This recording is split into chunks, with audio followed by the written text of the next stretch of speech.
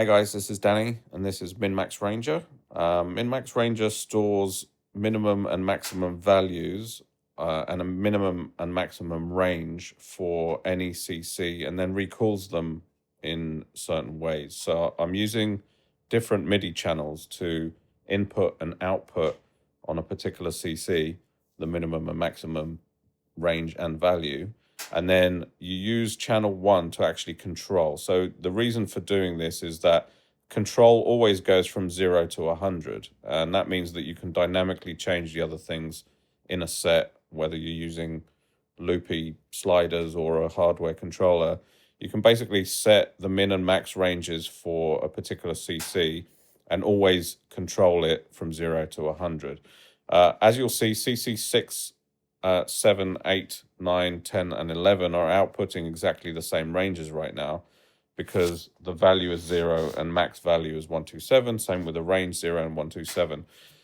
If you look at down here, what we're going to see is that, let me just reduce the range, say, to 64. Now, what you'll see is that the values are changing differently. And the reasons are, now, the first channels 6, 9, 7, and 11 are actually outputting the same thing, and 8 and 10 are also outputting the same thing. Because what they're actually doing is 6 is used to get the minimum to maximum value, so 0 to 64. 7 is used minimum to maximum within the range, and the range hasn't changed. So what I'll do is I'll change the range to half as much as well. Now, what you'll see is that the bottom 3 knobs don't actually move until the control knob goes below halfway. So now the same range is actually shown as the top 3, but it happens only in the first half of the knob. The reason for this is that you might want something to happen only at the top of the knob's throw. So, for example, now I've got exactly the same values, but the bottom 3 only happen at this range of that knob. So basically it means that you can use one control knob to use those same values in 6 different ways without setting up additional CC numbers. So this will make more sense again in a minute when I show you an example of how I did it. So you've got minimum to maximum range, minimum to max within range. You've got minimum to 127. So this middle knob, channel 10 and channel 8, they're the top ones are ignoring the range, and the bottom ones are using the range, but their values are the same. You'll see that even when a minimum is set, channel 9 and 11 go to 0. So what is happening is 9 and 11 go from 0 to the set max. The 8 and 10 go from the set minimum to 127, so it's ignoring the max. And then the 6 and 7 are going from minimum to maximum, whether they're using the range or not. So hopefully that makes sense. I'll show you a quick demo of how it's actually set up in Loopy as an example, but you can use the AUM. Basically what I've got here is CC0. If I go to setup and I look here, this big orange bar is the control bar. So this is the only bar that I'm actually going to move during this demo. So there's channel 1, CC0, which is the one that we're going to be looking at now. And then you've got these other gray ones here is sending channel 2, as it's labeled at the bottom, but channel 2, which is setting the minimum, channel 3, which is setting the maximum, channel 4, which is setting the minimum range, and channel 5, which is setting the maximum range. Now, if you don't actually need all of these, and I'll show an example in a minute of why I even did this and then started adding more and more features to it for no particular reason, because it might be useful, is actually, if you only want to use the max value, then you only need this additional control. And so what will happen is when you go between 0 and 100%, on the orange knob, what you'll see is channel 6 is outputting the minimum to maximum, minimum being 0 at the moment. Now, if I change that to being up there, then that value is now only going between channel 6, going from that minimum to maximum.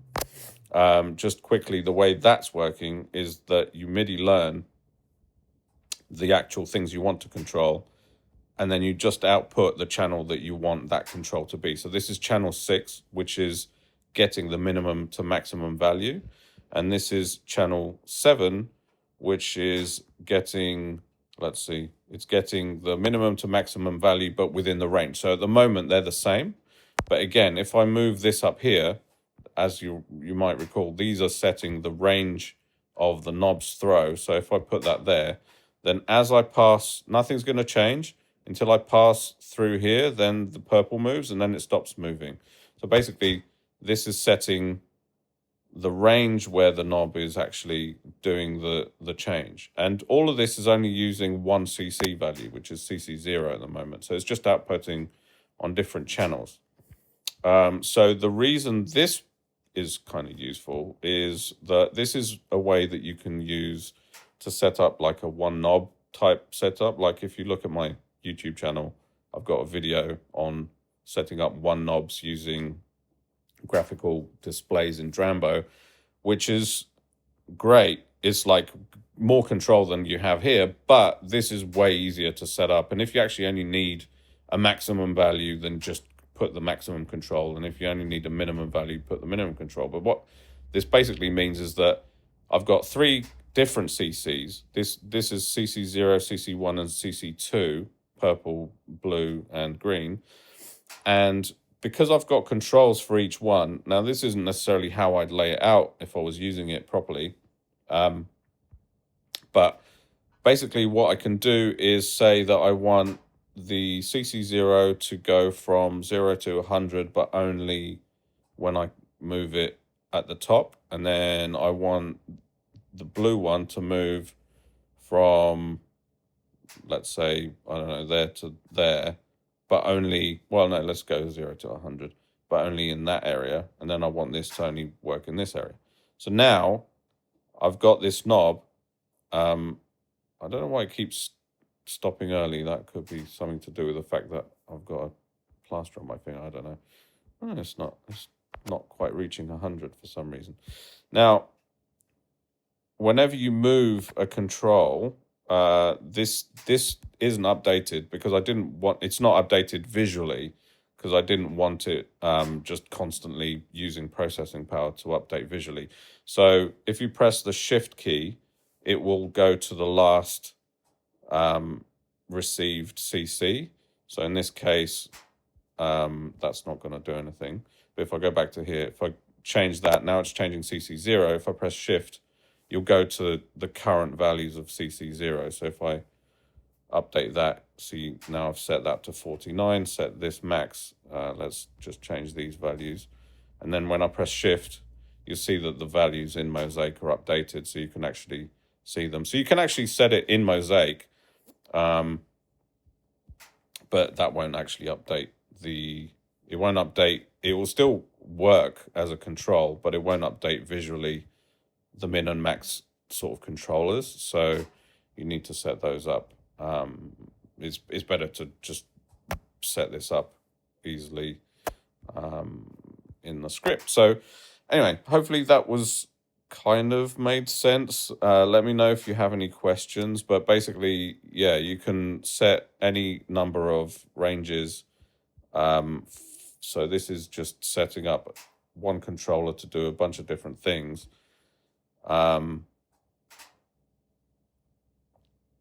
And so, yeah, this just serves as a demo of like which channel you might want to use for a particular range. So if you want it to act like channel 9 or channel 8, whatever, then, that's me sliding my finger off to the side. Then, yeah, just have a look at how the ranges are moving and say, okay, I want channel 9 on this one, channel 6 on that one. Hopefully that's useful. and hopefully it works. Hopefully you can think of clever ways to use this. So I'm just going to quickly demonstrate why I even made this script. This is a custom sort of dub mixer that I'm working on. And I wanted to be able to, without predetermining what volume and exactly what clips I'm going to bring into the mixer. And once I'm done with this, I'll probably release it and I'll do a separate video on it. But basically what I wanted to be able to do is this little alien head here is setting the delay amount. But what you'll notice is that once it gets up to a certain amount, it will mix down the volume. And then when I mix it back, it will go back up to the maximum. Now, the reason I set all this up was because when I didn't have a maximum, like before I could set a maximum, say I actually decided that this was the correct volume for this channel, when I went to go to 0 and then bring it back, it would go back up because it was set to a fixed maximum.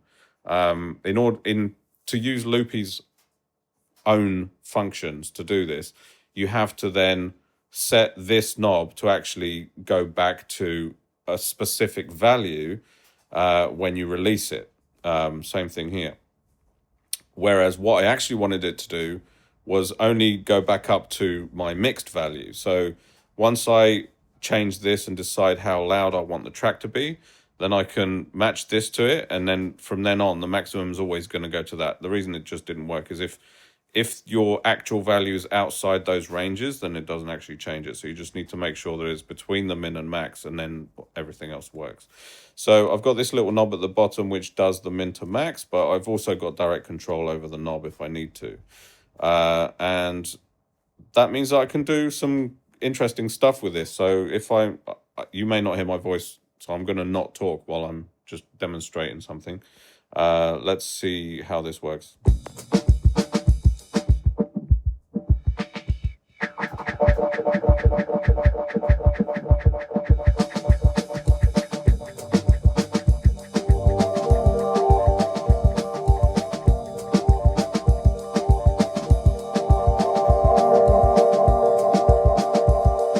So you'll notice there that clip was way louder.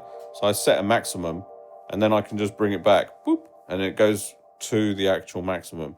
Now I've got some other functions here, which I won't go into now, but that's basically the reason. I just needed a maximum target. That's all I needed. I started adding minimums and stuff like that just because that's what I do. But also there's a way that you can set these minimums. It's not working now, so I won't bother showing it to you. But if you set these minimums, the button on the right, you can flick to go to all the channels to max, all the channels to their set min.